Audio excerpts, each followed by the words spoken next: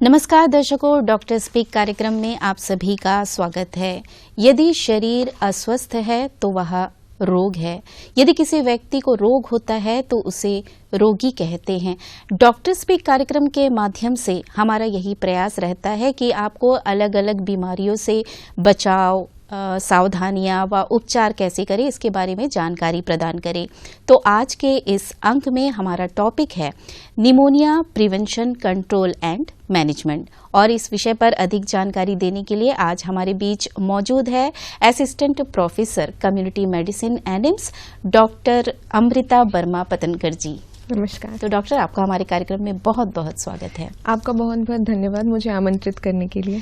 तो दर्शकों, सबसे पहले तो मैं आपको बता दूं कि दूरदर्शन केंद्र पोर्ट ब्लेयर अब सोशल मीडिया के प्लेटफॉर्म पर भी एक्टिव हो चुका है। अब आप हमें ट्विटर हैंडल पर जाकर फॉलो करें @DDK_पोर्ट ब्लेयर। हमारा फेसबुक पेज है दूरदर्शन केंद्र पोर्ट ब्लेयर और यूट्यूब चैनल पर जाकर आप हमें सब्सक्राइब कर सकते हैं दूरदर्शन केंद्र पोर्ट ब्लेयर।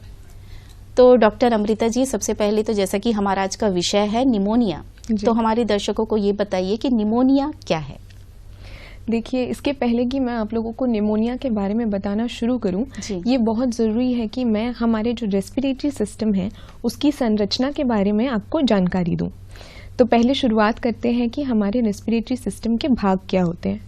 तो पहला स्टार्ट करें तो नोज़ ले लीजिए, जो हम इजीली देख पाते हैं। फेशियल फीचर्स में सबसे प्रोमिनेंट फीचर है हमारा नोज़। नोज़ से अंदर जाएं तो हमारी नेज़ल कैविटी है। नेज़ल कैविटी के बाद हमारा फेरिंग्स है। फेरिंग्स फिर नीचे जाकर दो भागों में डिवाइड हो जाता है। एक हमारी विंड पाइप की ओर जाता है, एक हमारे फूड पाइप की ओर जाता है। तो विंड पाइप और हमारी फेरिंग्स को कनेक्ट करता है लैरिंग्स। जैसे कि हम स्क्रीन पे देख सकते हैं। जी बिल्कुल, ये हमारे रेस्पिरेटरी सिस्टम का पिक्चर दिखाया जा रहा है स्क्रीन पे। देखिए, ऊपर दिखा रहा है लैरिंग्स, जिसको हम वॉइस बॉक्स भी कहते हैं, जिससे हमारी ध्वनि प्रोड्यूस होती है। उसके बाद आ जाता है ट्रैकिया। ट्रैकिया जो है, ब्लू कलर का जो पाइप जैसा स्ट्रक्चर आपको दिख रहा है स्क्रीन पे, वो ट्रैकिया है। ट्रैकिया फिर दो भागों में डिवाइड हो जाता है, जो कि लेफ्ट एंड राइट ब्रोंकस में कन्वर्ट हो जाते हैं। फिर लेफ्ट एंड राइट ब्रोंकस जो है अंदर जाकर लंग्स में बहुत सारे सेगमेंट्स में डिवाइड हो जाते हैं, जिनको ब्रोंक्यूल्स कहते हैं। और ब्रोंक्यूल्स के एंड में हमारी सांस की थैली होती है या श्वास कोश होता है, जिसको हम एल्वियोलाई कहते हैं। बगल में जो आपको सर्कल दिखाई दे रहा है वो हमारे एल्वियोलाई का एक अंदर का स्ट्रक्चर बताया जा रहा है। एल्वियोलर सैक दिखाया जा रहा है। अब जो निमोनिया होता है, इसमें क्या होता है, जनरली हमारी जो एल्वियोलाई है या श्वास कोश है, उसमें एयर का एक्सचेंज होता है, ऑक्सीजन और कार्बन डाइऑक्साइड का एक्सचेंज होता है। बट निमोनिया में ये जो थैली होती है, इसके अंदर तरल पदार्थ या पस जम जाता है। इसी के कारण हमें निमोनिया प्रोड्यूस होता है और निमोनिया के लक्षण दिखाई देते हैं। जी, निमोनिया को जो है सार्वजनिक स्वास्थ्य समस्या क्यों माना जाता है? देखिए, निमोनिया को सार्वजनिक स्वास्थ्य समस्या माने जाने का बहुत बड़ा कारण है कि जो आंकड़े मैं अभी आपको बताने वाली हूँ वो बहुत ही चौंकाने वाले आंकड़े हैं। अच्छा।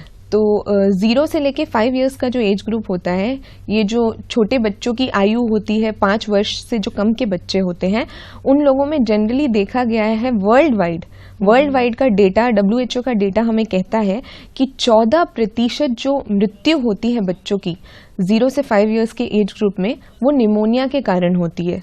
तो ये काफ़ी महत्वपूर्ण और बहुत ही इम्पॉर्टेंट आंकड़े हैं। साथ ही साथ भारत में भी आप देखेंगे तो इसकी मात्रा लगभग विश्व स्तर के समान ही है। 16% जो मृत्यु होती है 0 से 5 इयर्स के एज ग्रुप में, वो निमोनिया के कारण होती है। और हमारे अंडमान निकोबार के द्वीप समूह के आंकड़े अगर हम देखें तो करीब 23,000 बच्चे हैं इस आयु वर्ग के 0 से 5 इयर्स के, और उनमें हमारा एनुअल इंसिडेंस जो देखा गया है पिछले वर्ष में 2021-22 के जो आंकड़े हैं वो कहते हैं कि 247 बच्चों में करीब निमोनिया पाया गया है। तो निमोनिया एक सार्वजनिक प्रॉब्लम इसीलिए है क्योंकि ये वर्ल्ड वाइड विश्व स्तर पर लगभग हर कंट्री में इक्वली अफेक्ट करती है बच्चों को, और इसको ट्रीट करना अत्यंत ही आवश्यक है। जी, ये तो चौंकाने वाली बात हो चुकी है कि बच्चों के लिए ये कितना खतरनाक बन चुका है। निमोनिया के जो है जोखिम कारक कौन कौन से हैं, रिस्क फैक्टर कौन कौन से हैं? जी बिल्कुल। तो निमोनिया के रिस्क फैक्टर्स विभिन्न प्रकार के होते हैं।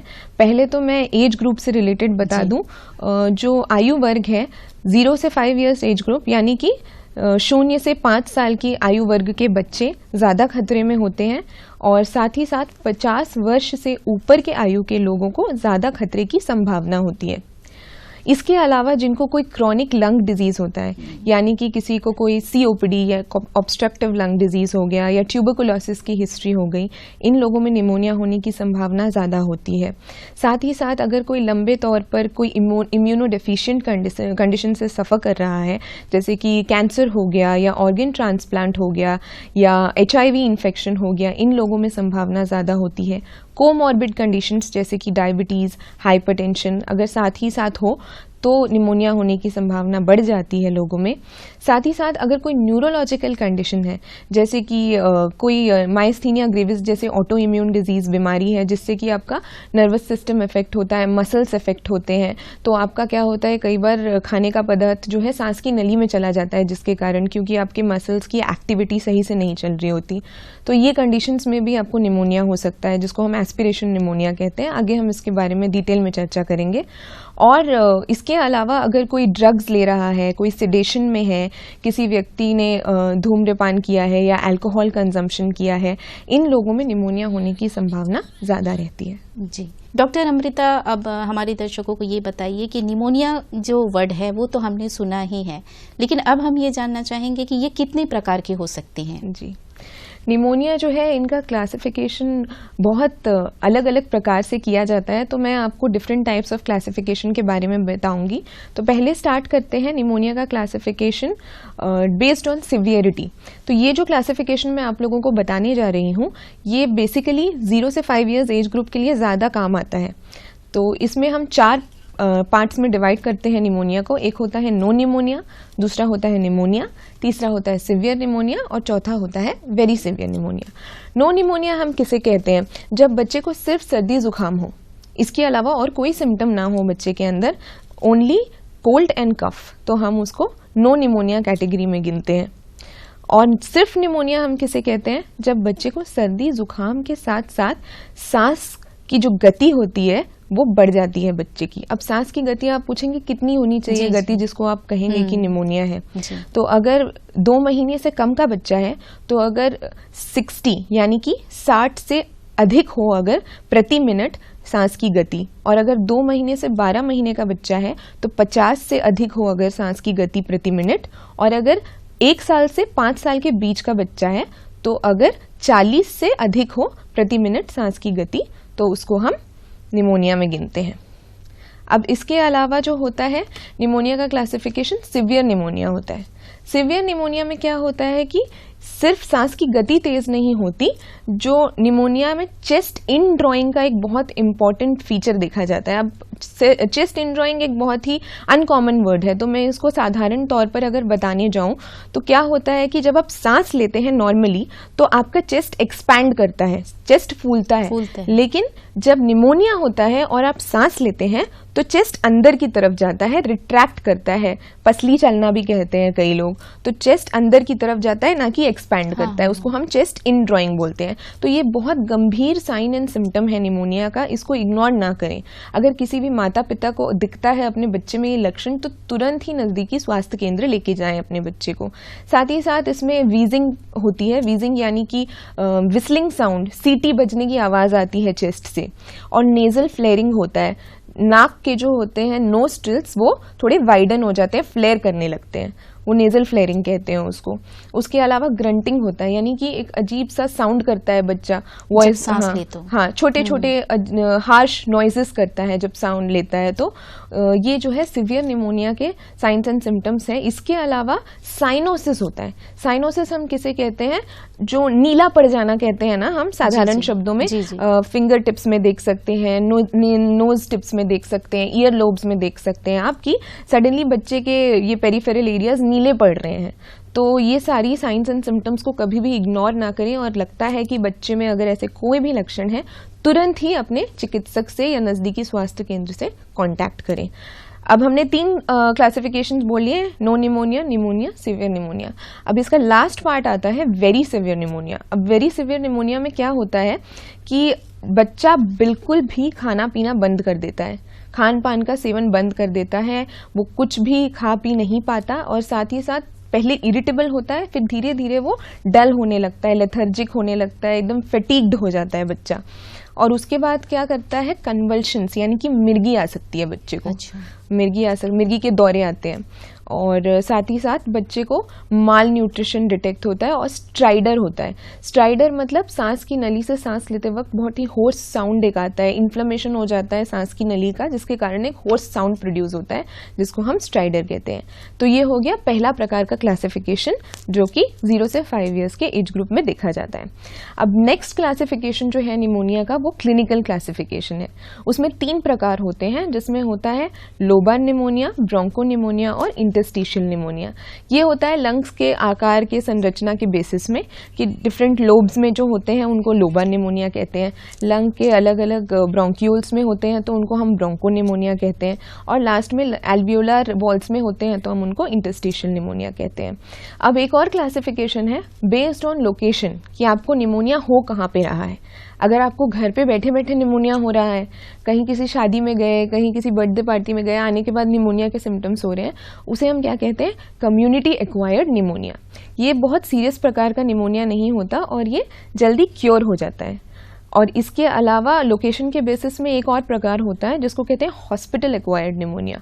हॉस्पिटल एक्वायर्ड निमोनिया ज़्यादा डेंजरस होता है, ये बहुत ही घातक साबित हो सकता है, क्योंकि ऑलरेडी हम जानते हैं कि कोई व्यक्ति अगर हॉस्पिटल आया है तो वो मरीज़ है और वो एडमिटेड है।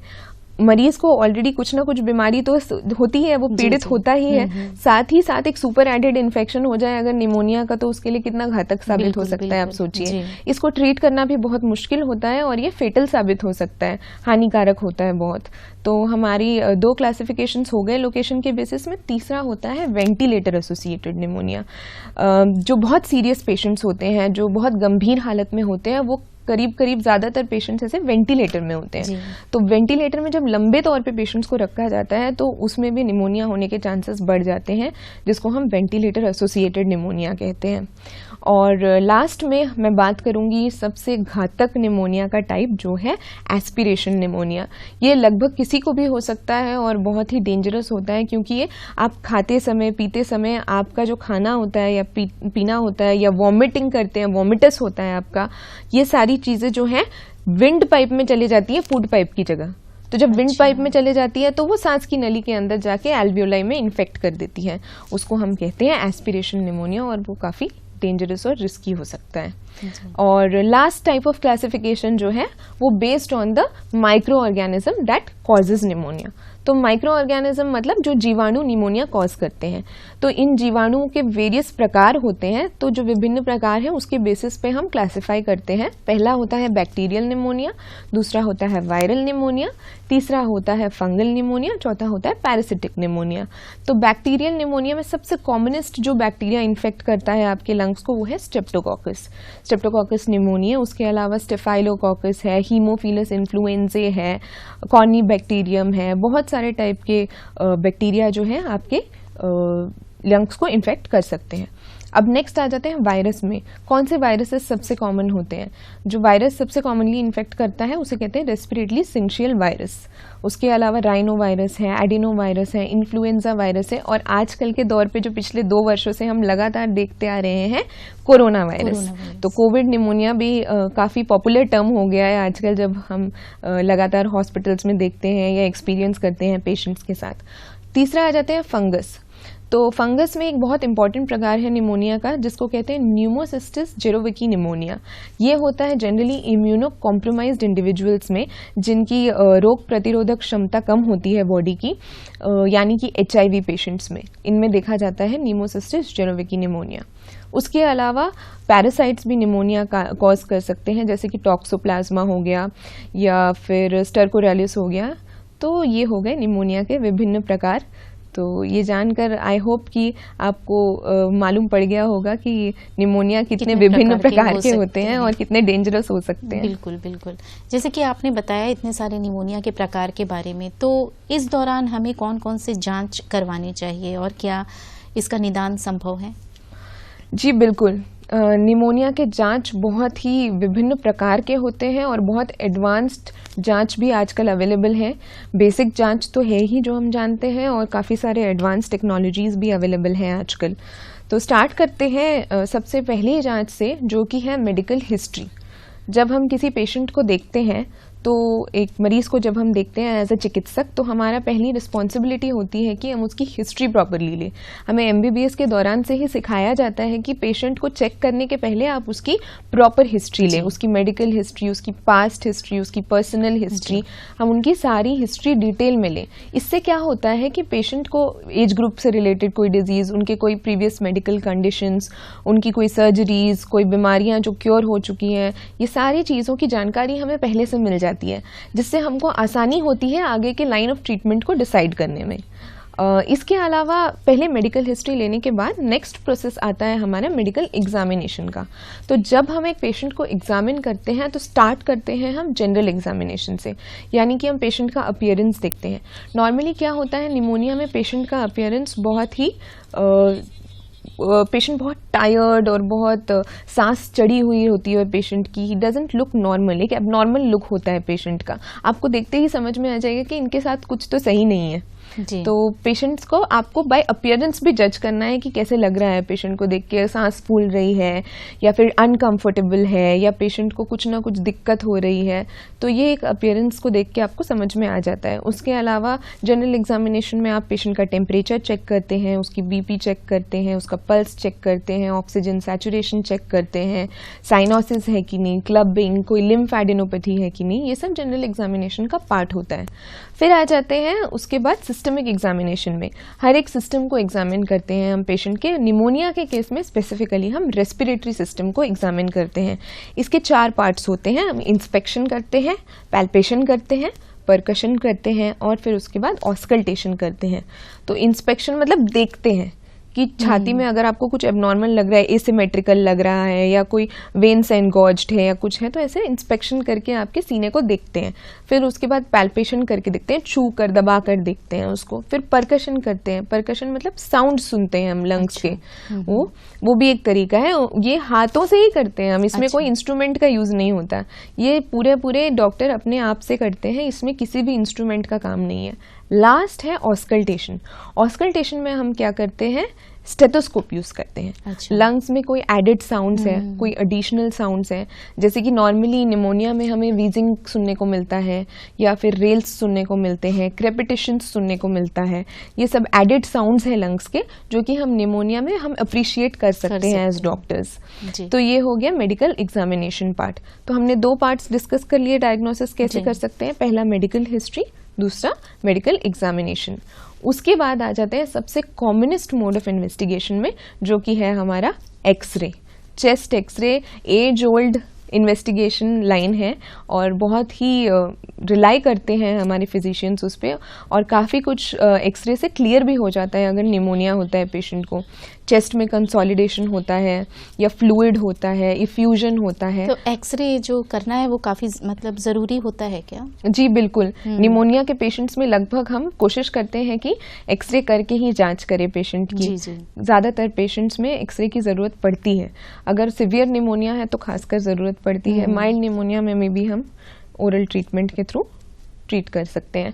एक्सरे के अलावा अगर हमें कंफर्मेशन करना है डायग्नोसिस का, तो हम सीटी स्कैन कर सकते हैं। सीटी स्कैन भी एक कंफर्मेटरी डायग्नोसिस का तरीका है। उसके अलावा ब्रोंकोस्कोपी यूज करते हैं। ब्रोंकोस्कोपी में क्या करते हैं, एक ट्यूब होता है, उस ट्यूब में कैमरा लगा होता है। उस ट्यूब को हमारे विंड पाइप के थ्रू इंसर्ट किया जाता है अंदर देखने के लिए कि कोई प्रॉब्लम तो नहीं हाँ। है, कोई दिक्कत तो नहीं है लंग्स के अंदर, व्यू करने के लिए कैमरा अटैच होता है उसमें, उसको हम ब्रोंकोस्कोपी कहते हैं, उससे हम टिश्यू का सैंपल भी ले सकते हैं। ये सारी चीज़ें अवेलेबल हैं। इसके अलावा डायग्नोसिस में हम क्या यूज़ करते हैं, ब्लड टेस्ट। ब्लड टेस्ट में जनरली क्या पता चलता है, कोई भी इन्फेक्शन होता है अगर किसी व्यक्ति को तो WBC का काउंट बढ़ जाता है, वाइट ब्लड सेल्स का। और अगर कोई एलर्जिक कंडीशन है जिसके कारण कफ हो रहा है या तकलीफ हो रही है तो इजनोफिल काउंट बढ़ जाता है। तो ये दो मेन चीज़ें हम देखते हैं। उसके अलावा एक बहुत इंपॉर्टेंट चीज़ जो हमें निमोनिया पेशेंट्स के लिए करना चाहिए, स्पूटम की जांच, यानी कि थूक की जांच उनकी। थूक की जांच से बेसिकली हम क्या पता लगा सकते हैं, हमें ये पता लगेगा कि पेशेंट को किस जीवाणु के कारण निमोनिया हुआ है और इसको ट्रीट करने के लिए हमें कौन से एंटीबायोटिक की ज़रूरत है। ये हम स्पूटम कल्चर के द्वारा पता कर सकते हैं। इसके अलावा और जांच में रैपिड यूरिन टेस्ट भी करा सकते हैं, स्ट्रेप्टोकोकस लीजियोनेला के लिए, ये सारे माइक्रो ऑर्गेनिजम्स के लिए वो ज़रूरत पड़ती है। और पल्स ऑक्सीमेट्री एक बेसिक डायग्नोसिस का तरीका है। अगर पेशेंट के पल्स ऑक्सीमेट्री में आप देख रहे हो कि ऑक्सीजन सैचुरेशन घट रहा है, 90 के नीचे जा रहा है, तो वो भी एक सतर्क होने का साइन है, एक रेड फ्लैग साइन है हमारे लिए। फिर उसके अलावा लास्ट डायग्नोस्टिक टेक्निक में मैं बताऊंगी ABG एनालिसिस, जिसको हम कहते हैं आर्टीरियल ब्लड गैस एनालिसिस। वो एक हायर लेवल ऑफ एनालिसिस है, जनरली ICU पेशेंट्स में किया जाता है, जिसमें कि ब्लड में ऑक्सीजन की मात्रा, कार्बन डाइऑक्साइड की मात्रा, एसिड बेस का बैलेंस, ये सब हम चेक करते हैं। तो ये वेरियस मोड्स ऑफ इन्वेस्टिगेशन है पेशेंट्स के लिए। जी, जैसे कि आपने स्पूटम जांच के बारे में बताया, ये जो थूक की जांच है ये सारे एज वर्ग के लिए एक समान होता है या अलग अलग होता है? नहीं, थूक की जांच तो हर एज ग्रुप के लिए करा सकते हैं आप, बट हाँ ये चीज़ आपको ध्यान रखना पड़ेगा कि एडल्ट्स जो होते हैं बहुत कंप्लायंट होते हैं, वो आपको आसानी से दे देते हैं थूक जांच के लिए। बच्चों के लिए ये करना थोड़ा सा मुश्किल है, बिकॉज बच्चे आपको थूक निकालने में या आपको सैंपल देने में थोड़ा प्रॉब्लम कर सकते हैं, छोटे होते हैं, रोते हैं या उनको डिस्कम्फर्ट होता है। तो बच्चों के लिए हम एक्सरे में जनरली जांच हो जाता है, ज़रूरत पड़े तो हम स्पूटम कल्चर कराते हैं, वरना एक ब्रॉड स्पेक्ट्रम एंटीबायोटिक यूज़ करते हैं जिससे जनरली निमोनिया क्योर हो जाता है। जी, अब हम ये जानना चाहेंगे जो निमोनिया है उसका इलाज कैसे किया जाता है? जी, निमोनिया का इलाज कई प्रकार से किया जाता है। एक होता है हमारा फार्माकोलॉजिकल थेरेपी और दूसरा होता है हमारा नॉन फार्माकोलॉजिकल थेरेपी। तो पहले हम फोकस करेंगे फार्माकोलॉजिकल थेरेपी की ओर। हमारा मेन स्टे ऑफ ट्रीटमेंट जो कहते हैं वो होता है एंटीबायोटिक्स। और एंटीबायोटिक्स हम किसके लिए यूज़ करते हैं? मोस्टली हम बैक्टीरियल निमोनिया के लिए यूज़ करते हैं, यानी कि बैक्टीरिया जो होते हैं, जीवाणु, उन पे असर करता है एंटीबायोटिक्स। और वायरल निमोनिया जो होता है उन पे एंटीवायरल्स का प्रयोग करते हैं और सपोर्टिव ट्रीटमेंट देते हैं।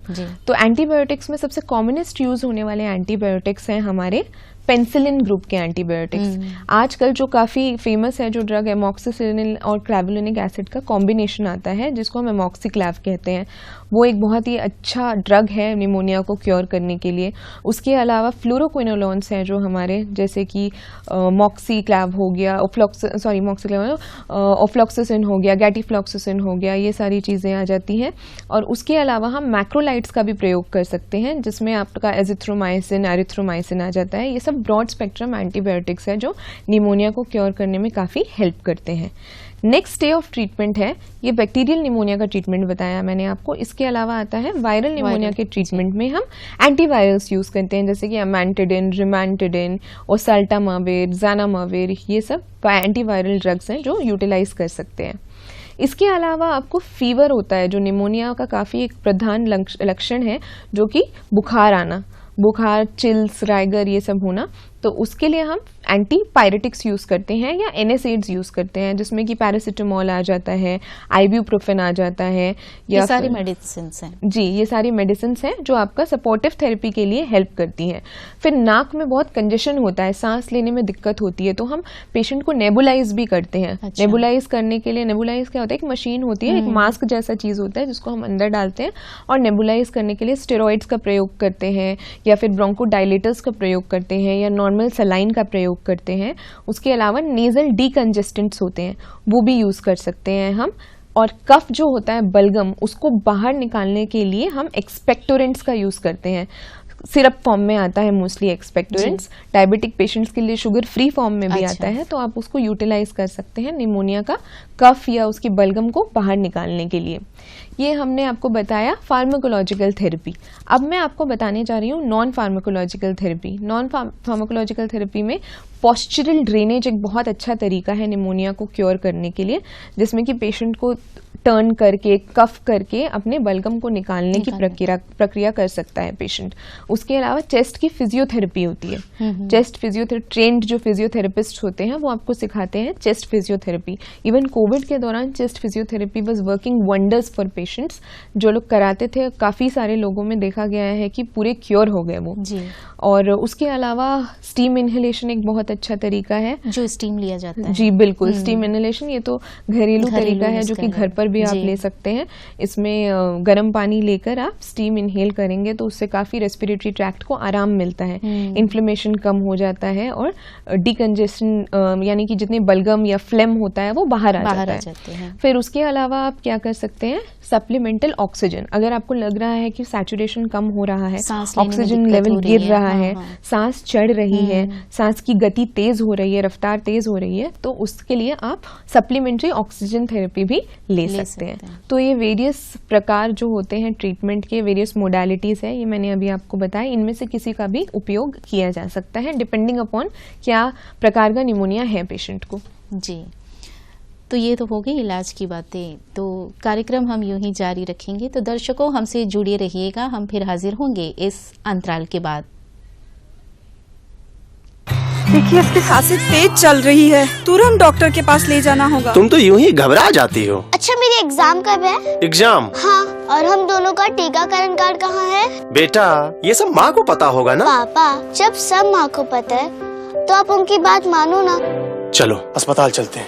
इसे निमोनिया हुआ है, सही समय पर इसे यहाँ लाकर आपने बड़ी परेशानी होने से बचा लिया। अगर खांसी और जुकाम के साथ तेज सांस या पसली चलने लगे तो ये निमोनिया के लक्षण हैं।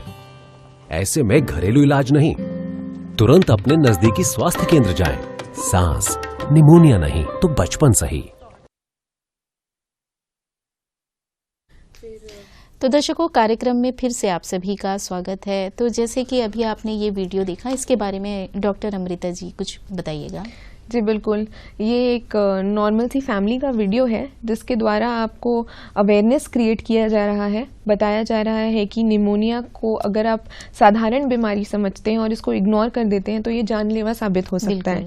इसीलिए समय पर अगर बच्चे में या शिशु में लक्षण दिखाई देते हैं निमोनिया के, आपको लग रहा है कि आपके बच्चे में कोई ऐसा लक्षण आ रहा है या आप देख रहे हो, तो इमीडिएटली अपने नज़दीकी स्वास्थ्य केंद्र में संपर्क करें, या जो हेल्थ केयर वर्कर आपके एरिया के हैं, चाहे वो आशा हो, एएनएम्स हो या आंगनवाड़ी वर्कर्स हो, उनसे संपर्क करें और बच्चे के लक्षण के बारे में बताएं और बच्चे का जांच करवाएं और उसकी इमीडिएटली उसका चिकित्सा करवाएं या इलाज करवाएं। और कौन कौन से लक्षण हो सकते हैं? जी देखिए, हमने बच्चों के बारे में तो बहुत बात करी लक्षण के बारे में, हम थोड़े एडल्ट्स के बारे में भी बात कर लेते हैं कि निमोनिया होता है तो जनरली क्या होता है। जी, तो जनरली निमोनिया में क्या होता है, एडल्ट पॉपुलेशन में सबसे पहली चीज तो सांस की गति। एक नॉर्मल एडल्ट में 16 से 18 प्रति मिनट होती है सांस की गति। अगर आपको लग रहा है कि इससे बढ़ रहा है, 22 हो रहा है, 24 हो रहा है, 25 हो रहा है, तो ये खतरे की घंटी है। अच्छा। इसको एक रेड फ्लैग साइन कह सकते हैं। फिर वहीं सेम जो हमने बच्चों के लिए बोला था, चेस्ट इन ड्रॉइंग, यानी कि छाती या सीने का रिट्रैक्ट होना और अंदर की तरफ जाना और पेन होना। चेस्ट पेन भी, डिफ्यूज चेस्ट पेन, क्योंकि जब इंसान खांसता है या चेस्ट में कंजेशन होता है तो रिपीटेडली बार बार होने के कारण सीने में दर्द होने लगता है। तो चेस्ट पेन एक कार्डिनल साइन है इसका। इसके अलावा क्या होता है, कफ। बट ये कफ सब में नहीं प्रोड्यूस होता, ये पर्टिकुलरली बैक्टीरियल निमोनिया में प्रोड्यूस होता है। फ्लेम या जिसको हम कफ कहते हैं, प्रोडक्टिव कफ, म्यूकोपुरुलेंट कफ कहते हैं उसको हम, जो कि पस होता है, जिसमें इन्फेक्टिव पस होता है, उसको म्यूकोपुरुलेंट कफ कहते हैं। वो बैक्टीरियल निमोनिया में देखा जाता है। वायरल निमोनिया में जनरली सूखी खांसी देखी जाती है। अच्छा, उसमें कफ नहीं निकलता? हाँ, जनरली उसमें कफ नहीं होता। आपने कोविड के दौरान भी देखा होगा, पेशेंट्स को जनरली सूखी खांसी ज्यादा होती थी। तो ये वायरल निमोनिया का एक फीचर है। उसके अलावा पेशेंट को एसोसिएटेड सिम्टम्स में सांस की गति तेज होने के अलावा फीवर आता है। अच्छा। फीवर यानी कि बुखार। हाँ, जी। तेज बुखार आता है, उसके साथ कपकपी होती है, चिल्स आते हैं। अच्छा। ठीक है, और उसके साथ साथ स्वेटिंग होता है। तो पसीना भी आएगा। बिल्कुल। तो अच्छा, फीवर बुखार के होता साथ है, साथ। सांस की गति भी तेज होती है, कपकपी भी होती है और चेस्ट में पेन भी होता है। इसके अलावा और क्या क्या हो सकता है, जो कि हमको डायरेक्टली निमोनिया से नहीं कोरिलेट कर सकते, बट साइड सिम्टम्स जो कहते हैं, जैसे वॉमिटिंग एसोसिएटेड हो सकता है, डायरिया एसोसिएटेड हो सकता है, नोजिया हो सकता है, और एक बहुत रेयर सिम्टम है बट कुछ पेशेंट्स में जिनको सिवियर निमोनिया होता है देखा जाता है कि वो डिसोरिएंटेड हो जाते हैं, कंफ्यूजन स्टेट होता है उनका, mentally they are confused and they are disoriented. अच्छा, ये भी भूलने- मेंटल भूलने कंफ्यूजन। लगते हैं। बिल्कुल। अच्छा। तो ये भी एक निमोनिया का सिम्टम्स हो सकता है, बट ये सिवियर केसेस में होता है। अच्छा, हर तो किसी के साथ ऐसा नहीं हर होता। किसी के साथ नहीं जी, होता। जी। कॉमनेस्ट फीचर में जनरली सांस की गति तेज होना, चेस्ट इनड्रॉइंग होना और कफ आना, ये 3 चीज होते ही होते हैं पेशेंट्स को। चेस्ट पेन जी। तो ये लक्षण कॉमनली देखे जाते हैं निमोनिया के पेशेंट्स में। जी, जैसे कि आपने कफ के बारे में बताया, तो जब हम थूकते हैं तो क्या कफ का रंग कोई उसमें अलग तरह का होता है? बिल्कुल जी। ये जनरली बैक्टीरियल निमोनिया में जो है कफ का रंग बदल जाता है। हाँ। या तो पीला हो जाता है, जी, जी, जी। या हरा हो हरा जाता हो है। जाता है। तो ये निमोनिया से एसोसिएटेड हो सकता है बैक्टीरियल निमोनिया। वायरल निमोनिया में जनरली व्हाइटिश होता है, it is not yellow coloured और हाँ। Greenish coloured, more towards bacterial pneumonia point करता है ये, जी, जी। अगर कफ का रंग बदलता है तो। तो ये भी एक लक्षण है जिससे कि हम पहचान सकते हैं कि ये आपको शायद निमोनिया से ग्रसित हैं। बिल्कुल। जी, ये तो हो गई लक्षण की बातें। डॉक्टर अमृता, अब हम ये जानना चाहेंगे कि निमोनिया को नियंत्रण करने के लिए सरकार की तरफ से कौन कौन से कदम उठाए जा रहे हैं, और खास करके सांस की कौन सी पहल है जो उल्लेखनीय है? बिल्कुल। तो इससे पहले कि मैं भारत सरकार ने क्या कदम उठाए हैं ये उसके बताऊं, पहले मैं बात करें। हाँ जी। तो उसके पहले मैं आपको बता दूं कि WHO ने क्या कदम उठाए हैं। तो हमारा वर्ल्ड हेल्थ ऑर्गेनाइजेशन और यूनिसेफ जी। जो बच्चों के लिए काम करता है, जी। इन दोनों की एक पहल है। एक ग्लोबल एक्शन प्लान बनाया है इन्होंने डायरिया और निमोनिया दोनों को कंट्रोल करने के लिए। बिल्कुल। तो इसमें ये लोग 3 तरह की स्ट्रैटेजीज यूज करते हैं, जिसमें कि प्रोटेक्ट, प्रिवेंट और ट्रीट करते हैं। प्रोटेक्ट में क्या करते हैं, स्पेसिफिक प्रोटेक्शन, यानी कि अपने आप को कैसे बचाया जाए, अपना बचाव कैसे किया जाए, करें। जी। जिसमें कि मेनली माँ को ये संदेश दिया जाता है कि माँ जो बच्चों को 6 महीने से कम के बच्चे हैं उनको एक्सक्लूसिव ब्रेस्ट फीडिंग करे, यानी कि स्तनपान करे। बिल्कुल। और 6 महीने से ऊपर के जो बच्चे हैं उनको घर का खाना दे, बाहर का खाना बाहर का अवॉइड खाना करे, नहीं उनको दें। जी, जी। एक पौष्टिक आहार दे, बिल्कुल। जिससे बच्चे का न्यूट्रिशन मेंटेन हो, वो माल न्यूट्रिशन की ओर ना जाए। क्योंकि जब बच्चे का न्यूट्रिशन अच्छा नहीं होता, उसका आहार अच्छा नहीं होता, तो उसका ज्यादा चांसेस होता है निमोनिया कॉन्ट्रैक्ट करने का। जी। तो ये होता है प्रोटेक्ट करने का तरीका। दूसरा हो गया अपने को प्रिवेंट करना। प्रिवेंट कैसे करेंगे, प्रिवेंटिव स्ट्रेटेजीज में सबसे इंपॉर्टेंट है वैक्सीनेशन, यानी कि टीकाकरण। अच्छा। तो बच्चे को समय अनुसार अपना सही मात्रा में और सही समय पर अपना टीकाकरण करना चाहिए। ये माता पिता की जिम्मेदारी होती है कि अपने शिशु का, अपने बच्चे का टीकाकरण समय अनुसार किया जाए, और ध्यान रखें कि कोई टीका मिस ना हो बच्चे का। इसीलिए स्वास्थ्य केंद्र से जो है उन्हें कार्ड भी दिया जाता है, उसमें बकायदा लिखा हुआ रहता है कि कौन सी एज में बच्चे को कौन सा टीका लगवाना है। जिसको हम MCP कार्ड कहते हैं, mother and child protection card जी, कहते जी। हैं। इसमें बाकायदा एंट्री होती है, हर एक डोज के बारे में, डेट के बारे में डिटेल्स बताया जाता है, और अगली बार आपको कब आना है ये भी इंटीमेशन दिया जाता है। तो ये कार्ड को अपने पास रखें, संभाल कर रखें, और नियमित तौर पर इसको लेकर आए जब भी आप अपने नजदीकी स्वास्थ्य केंद्र में आते हैं बच्चे का टीकाकरण करने। ये प्रिवेंटिव स्ट्रैटेजीज में मैंने आपको बता दिया पहले टीकाकरण के बारे में। दूसरी स्ट्रैटेजी है आपका वॉश यानी कि हैंड हाइजीन। जब भी आप कहीं बाहर जाते हैं, या आप वॉशरूम जाते हैं, या आप खाना खाने बैठते हैं, आप ये सब चीज़ों के पहले अपना हैंड वॉश ज़रूर करें, और अच्छे तरीके से करें। आप हॉस्पिटल जाके आएँ, या मार्केट जाके आएँ, या फिर आप खाना खाने बैठ रहे हैं, या वॉशरूम से आ रहे हैं, तो hand washing is very important. ये एक बेसिक चीज़ है जो कई लोग फॉलो नहीं करते। सिंपल ईजी स्टेप्स होते हैं हैंड वॉशिंग के, उसको फॉलो करें और हैंड वॉशिंग पे कॉन्सेंट्रेट करें। कई बार बीमारियां हमारी सिंपल एक हाथ नहीं धोने के कारण बड़ी बीमारियां फैल जाती हैं, इसीलिए हैंड वॉशिंग का बराबर उपयोग करें और अपने हाथ को साफ रखें। कहने का मतलब है कि साफ सफाई का ध्यान पूरी तरह से बिल्कुल हाइजीन का ध्यान देना बहुत जरूरी है। साफ सफाई पे ध्यान नहीं देने से कई सारी बीमारियां जो हैं बहुत जल्द आपके शरीर को असर कर जाती हैं। जी। फिर उसके अलावा प्रिवेंटिव स्ट्रैटेजीज में क्या है, इंडोर एयर पोल्यूशन को खत्म करना, यानी कि अगर आपके घर में कोई पैसिव स्मोकिंग कर रहा है, कोई धूम्रपान कर रहा है तो उसकी रोकथाम करना। उसके अलावा अगर आप एलपीजी चूल्हा के जगह पर केरोसिन स्टव यूज कर रहे हैं या लकड़ी वाला चूल्हा यूज कर रहे हैं तो उसको भी अवॉइड करना। आजकल सरकार की तरफ से कितने अच्छे स्कीम्स आ गए हैं, हमारी उज्ज्वला स्कीम जैसे चल रही है, तो हर घर में आपका एलपीजी सिलेंडर्स के लिए प्रोविजन देने की सरकार कोशिश कर रही है, तो आप उसका उपयोग करें। ये सब जितने सरकार की तरफ से आपको फैसिलिटी दी जा रही है उसको यूटिलाइज करें और कोशिश करें कि निमोनिया को प्रिवेंट करने की। और ये छोटे छोटे स्टेप्स हैं। जी जी। और लास्ट में आ जाते हैं ट्रीटमेंट, कि अगर आपके बच्चे को निमोनिया डिटेक्ट होता है तो समय पर उसके लक्षण को पहचानें, बच्चे को नज़दीकी स्वास्थ्य केंद्र में ले जाएं और उसका समय पर उपचार करें। तो ये 3 तरीके हैं जो WHO और यूनिसेफ हमें बताता है निमोनिया को रोकथाम करने के लिए। ये ग्लोबल एक्शन प्लान का हिस्सा है। अब बताते हैं हमारे सरकार ने, भारत सरकार ने इसके लिए क्या एफर्ट्स लिए हैं। तो भारत सरकार ने बहुत ही इम्पोर्टेंट कैंपेन लॉन्च किया है under ministry of health and family welfare और नेशनल हेल्थ मिशन, दोनों के कोलैबोरेशन में हमारा सांस कैंपेन चल रहा है।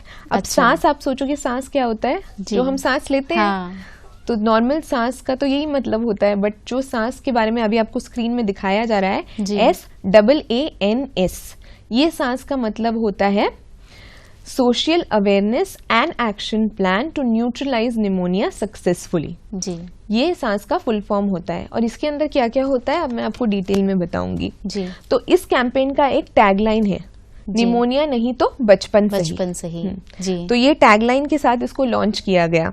जी। और इसमें बेसिकली क्या होता है कि आप गवर्नमेंट चाहती है कि जो हमारे निमोनिया से बच्चे पीड़ित हो रहे हैं और मृत्यु हो रही है उसको कम किया जाए। और कितना कम किया जाए, इनका गोल है कि लेस देन 3, मतलब 3 से कम पर 1000 लाइव बर्थ बाय 2025, मतलब 2025 के पहले लेस देन 3 पर 1000 लाइव बर्थ आपका निमोनिया से मृत्यु होना चाहिए। फिलहाल हमारे देश की हालत में, आंकड़ों में बताऊं तो करीब 1.4 लाख चिल्ड्रन ऐसे हैं जो कि एवरी ईयर एनुअली डेथ हो जाती है जिनकी निमोनिया के कारण। तो ये बहुत ही दर्दनाक सिचुएशन है हमारे लिए। और इसीलिए गवर्नमेंट, हमारी जो भारत सरकार है, इन्होंने इतना अच्छा इनिशिएटिव लिया है। तो इसको हम सब मिलकर इसमें इनका साथ दें और इस पहल में बढ़ चढ़कर हिस्सा लें, तो निमोनिया के कारण जो डेथ्स होते हैं उसको प्रिवेंट किया जा सकता है। अब सांस कैंपेन के अंदर डिटेल्स में बताती हूँ मैं कि क्या क्या इनिशिएटिव्स लिए गए हैं। जी। पहले तो स्टेट लेवल, डिस्ट्रिक्ट लेवल, सब डिस्ट्रिक्ट लेवल, विलेज लेवल, हर जगह पर आपका प्लानिंग एंड ओरिएंटेशन होता है। जो हेल्थ वर्कर्स हैं, जो जितने भी हेल्थ सिस्टम के स्टाफ हैं, उन लोगों को ट्रेन किया जाता है। फिर पहले इसके बारे में प्लानिंग होती है, गाइडलाइंस बनते हैं और फिर उसके बाद उनको ट्रेन किया जाता है। उनको ट्रेनिंग देने के बाद क्या होता है कि हेल्थ सिस्टम को स्ट्रेंथनिंग किया जाता है। स्ट्रेंथनिंग कैसे करते हैं? स्ट्रेंथनिंग करने के लिए आप स्पेशल पीडियाट्रिक केयर फैसिलिटी, यानी कि स्किल लैब्स बनाए जा रहे हैं हेल्थ फैसिलिटीज में, जिसमें कि ऑक्सीजन की सप्लाई, सिलेंडर्स, कॉन्सेंट्रेटर्स, ये सब सप्लाई किए जा रहे हैं एडिशनल एक्स्ट्रा मात्रा में, ताकि बच्चे अगर आए निमोनिया स्वास्थ्य केंद्रों में, जी, अलग अलग स्वास्थ्य केंद्रों में, चाहे वो कोई एडवांस्ड स्वास्थ्य केंद्र हो या फिर कोई बेसिक लेवल का पेरिफेरल हेल्थ फैसिलिटी हो, मतलब है कि कमी नहीं होनी चाहिए, चाहे वो छोटे स्तर पर हो या बड़े स्तर पर हो। गवर्नमेंट हर एक वो प्रयास कर रही है जिसके कारण की हेल्थ फैसिलिटी को वेल इक्विप किया जाए निमोनिया को प्रिवेंट करने के लिए। इसके अलावा क्या, कैपेसिटी बिल्डिंग मतलब हमारे जो रिसोर्सेस हैं, इंफ्रास्ट्रक्चर है, बिल्डिंग हो गई या फिर इक्विपमेंट्स हो गए, इंस्ट्रूमेंट्स हो गए, मेडिकेशंस हो गए, ड्रग्स हो गए, और साथ ही साथ मैन पावर हो गया, यानी कि हमारे जो हेल्थ केयर वर्कर्स हो गए, डॉक्टर्स हो, स्टाफ नर्सेस हो, ANMs हो, आशाज, आंगनवाड़ी वर्कर्स, ये सारे लोगों को इतनी मात्रा में हो, ये इतना सफिशिएंट हो हर एक हेल्थ फैसिलिटी को केटर करने के लिए। अच्छा। मतलब इनकी मात्रा एडिक्वेट हो जिससे कि हर एक दूर दराज हेल्थ सेंटर में भी ये हेल्थ फैसिलिटी पहुंच सके लोगों तक। इनका जो हेल्प ये प्रोवाइड करते हैं as a stakeholder in the health care system, इन लोगों की जो ट्रेनिंग दी जाती है इसका उपयोग गांव-गांव तक लोग कर सकें। इसीलिए ये कैंपेन को लॉन्च किया गया है। उसके अलावा क्या होता है, इस कैंपेन में सोशल मीडिया का यूज किया जाता है। यानी कि मास मीडिया का यूज या डिजिटल मीडिया का यूज। आजकल के जमाने में तो यही काफी पॉपुलर है, चाहे वो फेसबुक हो जाए या इंस्टाग्राम हो जाए या फिर नॉर्मली आप व्हाट्सएप ले लें, तो ये सारे सोशल मीडिया कैंपेन्स यूज किए जाते हैं। कमर्शियल भी, बहुत सारे स्पॉट्स भी आते हैं। बिल्कुल, रेडियो हो गया, टेलीविजन हो गया, न्यूज़पेपर्स हो गए। तो ये मास मीडिया और डिजिटल मीडिया दोनों प्लेटफॉर्म को यूज किया जा रहा है लोगों में अवेयरनेस क्रिएट करने के लिए और कम्युनिटी को मोबिलाइज करने के लिए निमोनिया के बारे में। अब इसके अलावा और क्या इनिशिएटिव लिया है गवर्नमेंट ने इस रिगार्ड में, जो 5 साल के कम बच्चे हैं उनको घर से घर जाकर स्क्रीनिंग करना, मतलब हाउस टू हाउस स्क्रीनिंग जिसे कहते हैं। तो जो हमारी फील्ड वर्कर्स होती हैं, जैसे हमारे आशाज हो गए, एएनएम्स हो गए, इन लोग बैकबोन है हमारे हेल्थ सिस्टम के। तो ये लोग जो है रीढ़ की हड्डी कहते हैं ना, जिसे घर से घर जाकर हर एक बीमारी, सिर्फ निमोनिया नहीं, आज तो हम निमोनिया के बारे में बात कर रहे हैं, बट हर एक वो डिजीज जिसके बारे में आज हम जानते हैं या जिसका ट्रीटमेंट पॉसिबल हो पाता है हायर लेवल पे, ये इनकी बदौलत हो पाता है। बिकॉज ये लोग हाउस टू हाउस लेवल जाके सर्वे करते हैं, लोगों को अवेयरनेस क्रिएट करते हैं, उनको जानकारी देते हैं और साथ ही साथ अगर कोई कॉम्प्लिकेटेड केस है, अगर उनको पता चलता है कि वो घर पर ही है, तो उसको इमीडिएटली रेफरल करते हैं, हायर लेवल हेल्थ फैसिलिटी भेजते हैं उसको। तो इन लोगों को कहते हैं हम लिंक है, ये मेन लिंक है हमारे हेल्थ सिस्टम के, जनरल पॉपुलेशन और हेल्थ सिस्टम के बीच का जो मेन लिंक है, ये हमारे आशाज, आंगनवाड़ी वर्कर्स और एएनएम्स हैं। देखा गया है कि आंगनवाड़ी में भी आजकल काफी संतुलित आहार भी दिया जाता है। जी बिल्कुल, क्योंकि बच्चों को खाने की कमी की वजह से कोई खतरनाक बीमारी ना हो। बिल्कुल, आंगनबाड़ी में भी काफी पौष्टिक आहार का सेवन किया जाता है बच्चों द्वारा। जो हमारे आंगनबाड़ी वर्कर्स हैं, आंगनबाड़ी हेल्पर्स हैं, बहुत ही शिद्दत के साथ काम करते हैं और लगे हुए हैं। और इसी के कारण हमारे अंडमान निकोबार द्वीप समूह में निमोनिया का प्रेवलेंस काफी लो है। हमारा प्रोग्राम बहुत अच्छा चल रहा है और हमारे द्वीप समूह में इसकी मात्रा बहुत ही कम है। तो ये सराहनीय है हमारे हेल्थ वर्कर्स के लिए। उनके लिए अपलॉड करना चाहिए हमें कि वो इतना अच्छा काम कर रहे हैं। और लास्ट जो सांस कैंपेन के बारे में 2 पॉइंट्स है मैं बताना चाहूंगी कि मॉनिटरिंग एंड सुपरविजन। तो गवर्नमेंट सिर्फ प्रोग्राम लॉन्च नहीं करती, वो उसको मॉनिटर भी करती है और सुपरवाइज भी करती है। ये क्या होता है, ग्राउंड लेवल से फिर ऊपर जाता है, डिसेंट्रलाइज सिस्टम है। तो पहले फील्ड वर्कर रिपोर्ट करते हैं अपने मेडिकल ऑफिसर्स को, फिर मेडिकल ऑफिसर्स रिपोर्ट करते हैं डिस्ट्रिक्ट लेवल पे, डिस्ट्रिक्ट लेवल से रिपोर्ट होता है स्टेट लेवल पे और स्टेट लेवल से ये रिपोर्टिंग जाती है आपके नेशनल लेवल तक के। तो इन रिपोर्ट्स के बेसिस पे ही हमारा नेशनल डेटा बनता है कि भारत में कितनी मृत्यु हुई इस साल बच्चों की, IMR इन्फेंट मोर्टिलिटी का डेटा या मैटरनल मोर्टिलिटी का डेटा, ये सारा डेटा ग्राउंड लेवल से ऊपर लेवल तक के जाता है। और इसी डेटा के बदौलत हम आगे के प्लान्स बनाते हैं और आगे के पॉलिसीज बनाते हैं और इम्प्लीमेंट करते हैं। और लास्ट पॉइंट जो है रिपोर्टिंग एंड फीडबैक मैकेनिज्म। अब रिपोर्टिंग देखिए बहुत ही बेहतरीन रिपोर्टिंग की जाती है हमारे आइलैंड में ही नहीं, मुझे लगता है पूरे भारतवर्ष में, क्योंकि एक सिस्टम है हमारा health management information system, HMIS कहते हैं, जिसके थ्रू अभी सारे डिजिटल रिपोर्टिंग की जाती है। अच्छा, नेशनल डिजिटल हेल्थ मिशन भी इसमें एक बहुत अहम किरदार प्ले करता है, जिससे कि जितने भी रिपोर्ट्स है, पहले क्या होता था कि रजिस्टर्स में लिखते थे, बहुत बड़े बड़े लंबे रजिस्टर्स यूज करते थे। अब आजकल क्या है, सब कुछ बिल्कुल बहुत हार्ड वर्क होता था और बहुत टाइम टेकिंग काम होता था। बट अब क्या हो गया है, सब कुछ डिजिटलाइज हो गया है। तो डिजिटल माध्यम से बहुत ही आसान तरीके से आप इंफॉर्मेशन एक गांव में भी बैठ के आप नेशनल लेवल तक पहुंचा सकते हैं। तो ये नेशनल डिजिटल हेल्थ मिशन और health management and information system का बहुत बड़ा सहयोग है हमारे पास, जिसके कारण ये संभव हो पा रहा है। जी, तो ये जो आंगनवाड़ी वर्कर्स हैं, इनका काफी बड़ा योगदान है। जी बिल्कुल। जैसे कि अभी जो हमारा अंडमान द्वीप समूह का क्लाइमेट है, बार बार धूप आ जाती है, फिर मानसून आ जाती है, तो बहुत सारे लोगों का ये मानना है कि ये जो निमोनिया है, ये सर्दी के मौसम में बच्चों को काफी असर करता है। तो ये बात कहाँ तक सही है? जी बिल्कुल, ये कहना कि सर्दी के मौसम में निमोनिया ज्यादा होता है, ये सच है, ये सही है। बट सर्दी के कारण निमोनिया होता है, ये एक मिथ है। मतलब जी। ये सच नहीं है।